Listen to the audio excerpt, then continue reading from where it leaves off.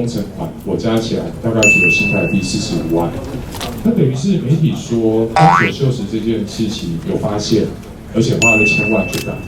但是我目前所掌握到的报告，在这个报告里面根本没有提到钢索锈蚀的事情。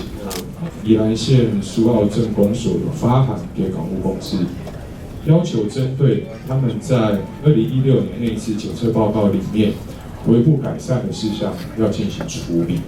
但是我后面就有一点看不太懂因为现在它这个每一个项目所列出来的缺失，那从它维修的金额跟项目看起来，似乎都是一些比较小的缺失，而且整个工程款我加起来大概只有新台币45万。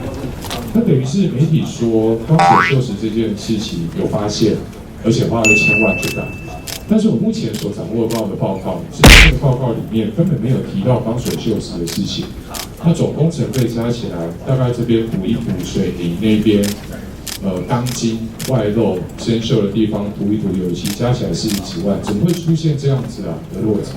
但宜兰县政府给你们的改善报告里面，跟你们对外发言的是这个王派峰先生吧，他所讲的完全对不起来啊。现在我就很困惑啊。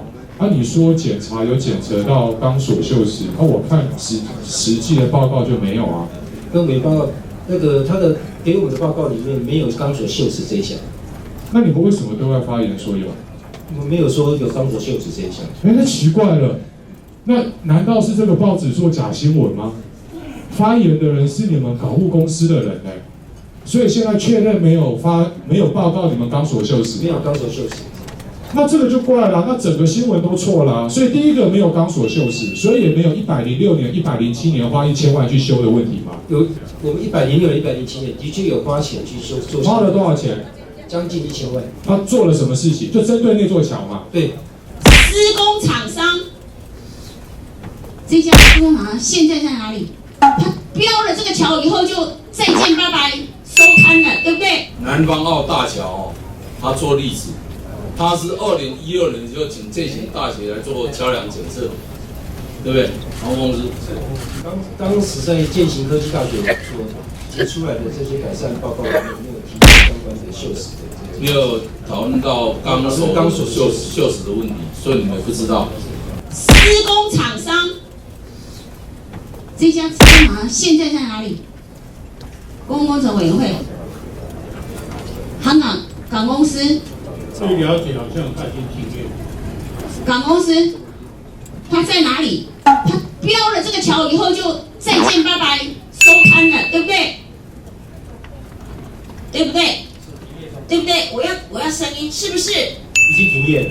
好，他就标了这个桥，然后就停业。你们还没有提高警觉，你们还没有觉得这个桥，各位在座的各位。如果有一家公司标了一样公共工程以后，就收摊了，就关门大吉了，你要不要随时踹雷弹啊？怎么会？你们一副没有事的样子。